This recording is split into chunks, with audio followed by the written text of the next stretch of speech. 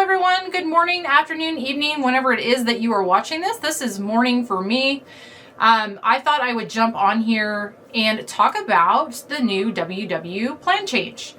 They have changed their plan again. It rolled out officially December 10th, 2024. And I think most people got it on that day. I know that I did. But the new plan is out and I thought I would go over it, talk about the biggest changes that are going on now, what I think about it, all that good stuff. So first off, as far as it automatically rolling out, it did for me the morning of the 10th.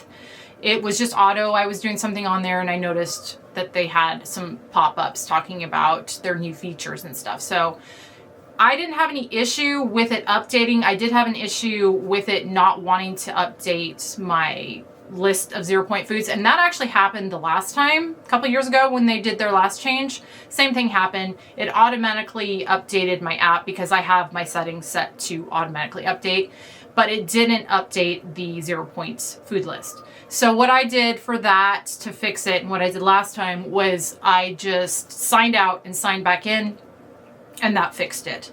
So if you're set up for it to automatically update your app, it should just be automatic. You may have that same problem that I did, and that's how I fixed that. Otherwise, if you are not set up automatically, you may have to manually update yours. And to do that, what you're going to want to do, I've got my notes over here if you see me looking down, is you're going to want to go to your app store for whatever phone you have, App Store for the Apple, and then Google Play Store for Android, which is what I have. When you go in there, you're going to search WW, and then it's going to have an update button there if you need to update it. If not, like mine was already updated, it doesn't show the update button. So if it's not showing an update button, you are updated. But like I said, you may have to go in and kind of mess with it a little bit to get it to fully update. And then I'm also guessing this is all going to probably work itself out as the days go by. So what are the biggest changes to the new plan? I would say there's a couple of them. One is the app changes that they've made, and there's 3 of those. And then also just the 0 point foods is kind of the biggest thing that people like to know about. So as far as the app changes, like I said, there's 3 main ones. And when you update your app, or when you go into your app and it's already updated, they're going to automatically kind of show you what those are. The one that I find is the neatest, or I'm the most excited about, I should say, is they're now including macros, which I love because I don't only track points, I track my macros, and I use MyFitnessPal for that.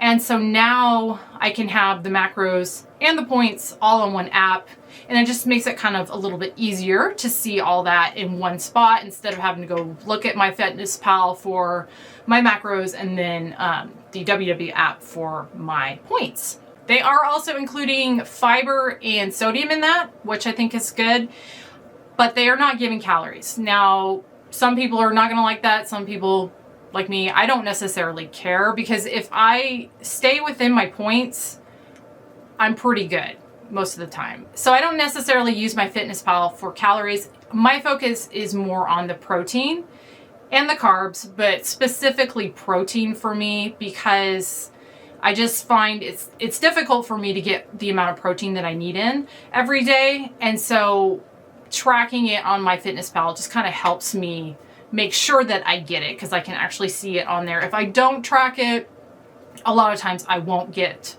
my protein that I need. So I primarily use MyFitnessPal and the macros for the protein. Carbs would be second. Now that I'm, getting up there in the old perimenopausal age, carbs are no longer my friend, and I can't eat them like I used to. If I eat too many, I definitely will have more of an issue with maintenance. And for those of you that don't know, I am in maintenance mode. I have been for a very long time now with WW. And so my goal is to just maintain my current weight. And carbs, if I have too many of them, I will start to see my weight kind of start creeping up. So I watch those to an extent. I wouldn't say I necessarily am low carb, maybe more so on the week. I'm pretty strict with my points and everything during the week. because on the weekend I will have 1 or 2 cheat days. Since I am in my maintenance mode, that works really well for me to do that. So during the week, I do pay attention to my carbs, and I try to stay within, a certain amount. And MyFitnessPal helps with that. But having, again, like I said, having that kind of snapshot of the macros and the points together, I really, really like that. And I'm excited to see that and use that. That being said, I will probably continue to use MyFitnessPal just because they give you recommendations on your macros, whereas the WW app is giving you your macros, but it's not telling you what you should have. So if you're looking for that, they're not going to be giving you recommended numbers on that. So I'll continue to use MyFitnessPal, but I do still like having that. Like I said, just having them right there together is kind of nice to see. So next up is the recipe analyzer, and I think this is a really neat feature. I guess it depends on how well it ends up working, but I really like the concept of it. And that is just that you can take a recipe's URL from a website and you can drop it into their little analyzer, and I'll show you how to do this, the steps that you need to do this. You go to your home screen first. You're going to click on one of the meal categories to get you to the right screen. Then you're going to hit that plus sign up in the corner there and hit add a recipe from the web. Then you're going to grab yourself a URL for the recipe that you want, and you're going to copy and paste it, hit import, and then it's going to give you the points and the nutritional info and ingredients list, all that good stuff down for that recipe. Now, I'm showing you an example where it worked. I'll also show you one where it doesn't work, what it looks like. I've had kind of hit and miss with this. I've tried several ones. Some did work and some did not. So again, this is going to be one of those things that it's like, it's great if it works, not so great if it doesn't. But I do still think overall this is a really neat thing that they have added, because it'll be a good time saver for people. You don't have to go import or input every single ingredient in a recipe now. If you can get that URL to go in and for them to take it, it'll just do it for you. So really cool concept. How well it's going to work is still kind of out. The jury's still out on that, but cool concept anyway. The next one is the taking a picture of your food to figure your points out. Now this one, I would say out of the 3 app changes, is probably my least favorite, just because it's not necessarily that accurate. And they even kind of say that when you go to do this yourself. So I'll show you how to do this too. You're going to go to your home page, and then on the right, next to the barcode scanner, which I'm glad they still have the barcode scanner where you can just scan a barcode to get points. I use that all the time, so I'm glad to see that that's still there. So right next to that, you're going to find a little camera. You click on that, and then you take a picture of the food that it is that you're wanting to get the estimation of the points on. And see right there it says that it is experimental and probably therefore it's not going to be super accurate. So I tested this out on just a couple things that I had made already, recipes I had on hand, because I wanted to see kind of what it was going to say. And so first off, I tested a egg bite that I had made up, and honestly it was pretty good with that. Came pretty close. It gave it 2 points, whereas they are 1, and it identified it as an egg. I can't remember, but it'll be on the screen. So it came really close on that. I then did my cinnamon roll bubble up to see what it would say about that. This one, it was a lot more inaccurate on. My bubble up is 3 points. It came up as a Trader Joe's apple crumble pie for 18 points. So obviously pretty big difference there between 3 and 18. To be fair though, I don't see how the AI would be able to pick up necessarily what that is. I mean, even if they know what it is, what the ingredients are, there's no way for it to know whether it's got sugar in it, whether it's got a calorie-free sugar substitute. So, that kind of thing is going to make this not super accurate. And I didn't expect it to be, especially with my baked goods. I did do one other baked good, a cranberry muffin, and I thought maybe this would be a little easier for it to figure out what it was. It came up as a blueberry muffin for 12 points, and it is a cranberry oatmeal muffin that is 4 points in reality. So again, off, but I kind of expected that. I would think that if you took a picture of something that was more obvious what it was, what the food was, that it would probably do a little better job, kind of like it did with the egg bites. It did pretty well with that. But the baked goods, like I said, there's so many factors that go into what that could be. Like I said, ingredients, whether you're going sugar-free or not, that's going to affect the points. And that AI has no way of knowing what's actually in those muffins or that cinnamon roll bubble up by just a picture. So I'm not super disappointed. It actually did a little better than I thought it would on the one and about what I expected on the other two. So this is probably not something that I'm personally going to use just because I input all my stuff anyway. And, you know, the only time I would use it is if I had something like I went out to eat, was at a party, something like that where I had no idea what the nutritional info was for it.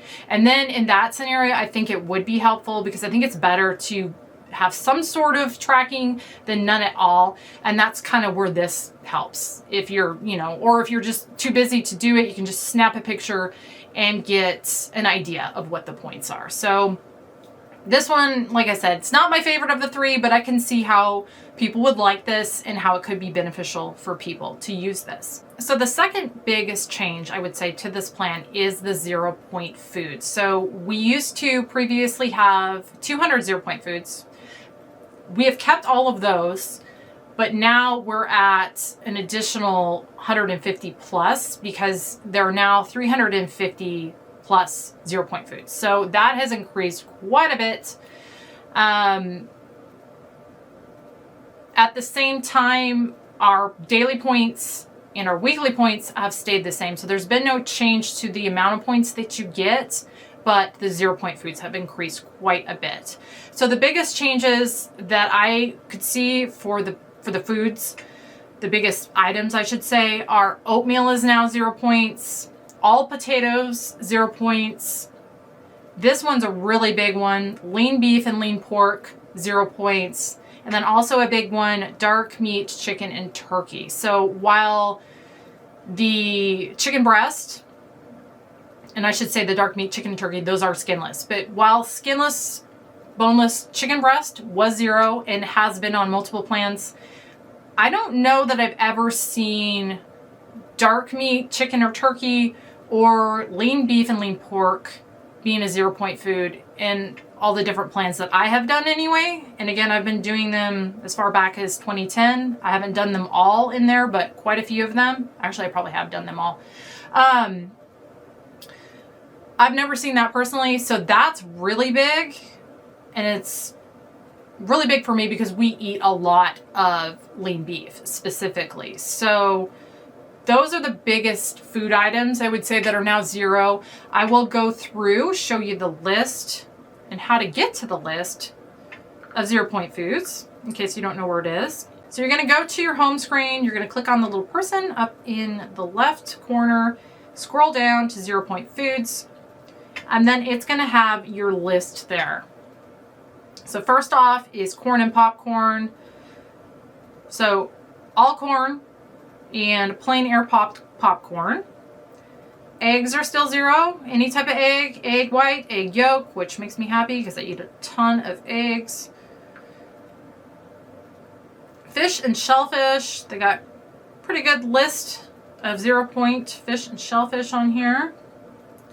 Fruits, all fruits are 0 point, including bananas, which I like to mention because there has been at least one plan where bananas carried points, but they are currently 0, along with all the rest of the fruits.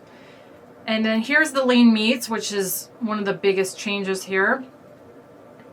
And as you can see, there's just everything from London Broil, New York strip steak, pot roast, bottom round, filet mignon, flank steak, ground lean beef from 90% to 95% lean, roast, tenderloin. Again, and then down here we've got the pork chops, pork loin, sirloin pork tenderloin. So there's just a lot on here. And then there's venison, which I'm happy to see because we just got gifted a deer from our brother-in-law. So we've got some venison meat that we're going to be using. That's 0. And it just goes on and on. Cube steak, beef liver. Oh, there's elk meat, which we also had some. Bison. This list is just huge. Goat meat. There's stuff on here that I don't even know that I've seen on the app before. I don't know if I would have looked up goat meat if it would have been on there before, but maybe it was. Anyway, very long list with the lean meats. And then here we've got beans, peas, lentils, all kinds of different beans and lentils there. And then here's the other big one, oats, oatmeal, instant, quick cooking, rolled, steel cut, all of it 0. And then here's another big change with the chicken and turkey. Turkey breast, like I said, was always 0 before, or was on the previous plan anyway. But now we've got the dark meat. And again, it is skinless. Same with the turkey, dark meat being skinless. So that's a really big one. Okay, then we have the tofu, our vegetables, which includes the big one of the potatoes, all potatoes. Regular potatoes, sweet potatoes, all of them are now 0 points. So that's pretty big. That reminds me of this, I think it was the purple plan that had the potatoes. Correct me if I'm wrong. I was on green back then. Yogurt and cottage cheese. That has kind of stayed the same, which again, this is another one. I eat a ton of plain Greek yogurt, so I'm glad to see that that is still on there because that is something I eat basically every single day. Cottage cheese, fat-free. I don't usually do the fat-free cottage cheese, but that was a 0 point before. It still is. Yogurt, but those are the different yogurts there. And that is the complete list for the 0 point foods. So while the 0 point foods have increased, like I said, our dailies have stayed the same. Weeklies have stayed the same. At least mine did. And you can still earn activity points. Those will just tack on to your weekly points is where you'll see those. I will show you how you can go in to see your activity points a little more specifically, like on the daily. I don't typically use my weeklies or my activity points during the week because again, during the week, I'm super, super strict. What I do is I'll have a cheat day or 2 on the weekend, and then that's where I'll use all my weeklies and my activity points that I've built up through the week. I really like the activity points. I like being able to see what I've earned every day because then I don't feel so bad having a cheat day at the end of the week. So to get to your activity points, you're just going to click up on the activity up there in the upper right, and it's going to show you. So for me, I've got my Garmin connected to it. So it's showing what my steps are. And then if you scroll down, you're going to see your weeklies and it breaks it down. So I've got 3 points, 7 points, 3 points earned.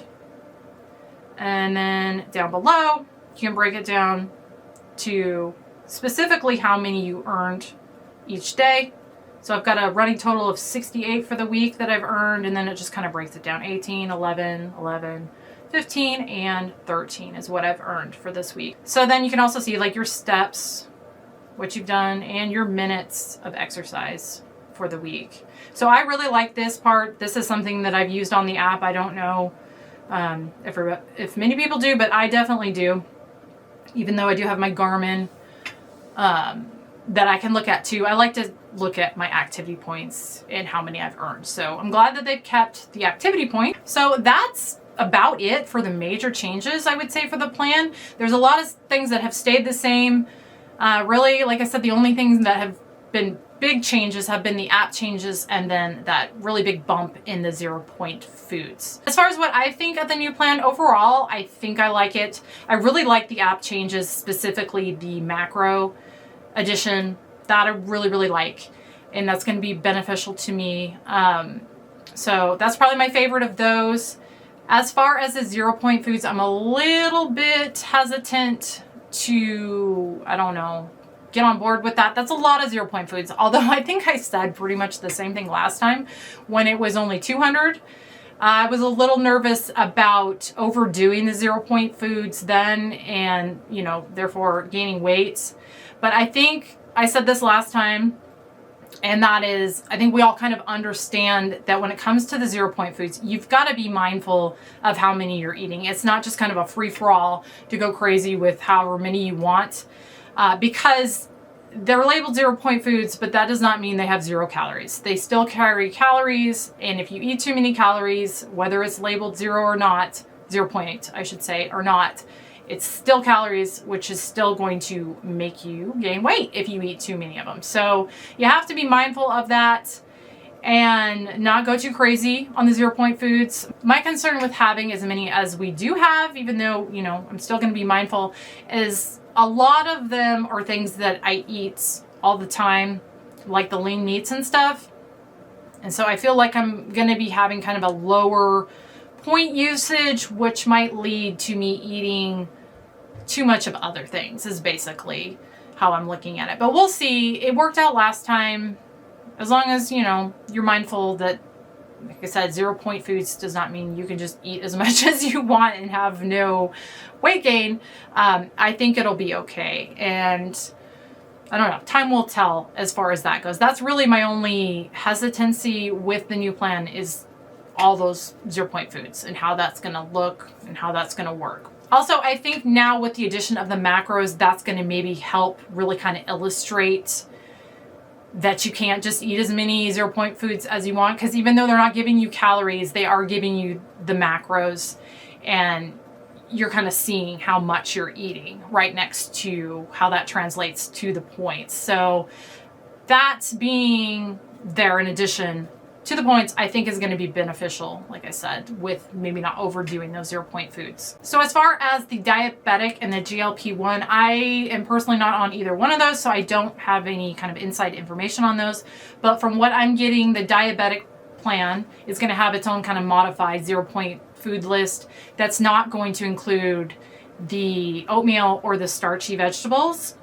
Other than that, I'm not really sure what that's going to look like. It's probably going to stay the same as it was previous. The GLP-1, I think, is pretty much going to be the same as the regular plan. But again, I don't have any insight on either one of those, so I don't really know. That's just what I'm hearing. So as far as how I'm going to be doing my recipe videos in the future, is this going to change anything for those? No, I'm still going to include the full list of ingredients, instructions. I'm still going to input all my recipes into MyFitnessPal to get the calories and macros for them and other nutritional info for them. And I'm still going to have all of that down in the description box of all of my recipe videos, just like I have before. So nothing's going to change there. I'm also going to, at least for the time being, continue to include the recipe builder links, because when those work, that's really nice for you guys to be able to just click on those and it takes you to the app and that recipe in the app. That being said, ever since WW got rid of their website and went just solely to the app, there's been issues with those links working. For one thing, you have to be on a device that has the app to be able to link over to it. Also, I've noticed that they don't tend to, even if like you're on your phone with the app and you try to link over from YouTube to WW, it doesn't want to do it. It kind of like kicks you out. So you have to copy that and paste it to the search engine, to a search engine like Google or something like that, or email the link to yourself and then it'll work. But they have not been working very well out of YouTube itself. I tried one the other day and it's like they're not working at all right now anywhere, and that might just be because this new plan is still continuing to kind of like get the bugs out. But that being said, I do always include recipe builder links, and if they work, it's great. If they get to a point where they're not going to work at all, if Weight Watchers kind of makes that to where that doesn't work, I'll stop doing that. But for now, I'm going to keep including those because that just makes it very easy for you to get the recipe. Just kind of like the putting the URL in makes it really easy. Same thing if you just have the recipe builder link for recipe, very easy to get to it. So that is all going to stay the same as far as how I do my videos. I haven't asked, do I have a website with my recipes on it? No, I do not. Everything I do is on YouTube. Like I said, I always include all the information for my recipes in the description box of my videos. So pretty much I put everything on YouTube. So it's all in one place. That being said, I do have a Pinterest that has links to all of my recipe videos from it. And it's kind of nice because you can see the picture of the recipe on there and just kind of scroll through it. If something catches your eye, you can go click on it and see the recipe video for it. I always have a link for my Pinterest down in my description box below if that's something you want to check out. I've got a ton of WW recipes on that, as well as my channel in general. But yeah, I do not have a website as of yet. One day I may. Right now I just don't have the time to kind of do 2 different sites. I put all of my time mostly into YouTube, so. But that may change one day, especially with this new recipe URL thing. I eventually might get to where I do have a website. But anyway, love to know your guys' thoughts on the plan, what you think of it. Do you like it, love it, hate it, whatever? I'd love to get your insight on it. Like I said, for me, I think it's good. It wasn't such a drastic change. Some of the changes they've done have been pretty drastic. They're kind of hard to get used to. But this one, not so much. I think it's mostly positive, so I'm kind of happy about that. But yeah, let me know what you think. Thank you so much for watching, and I will see you on the next one.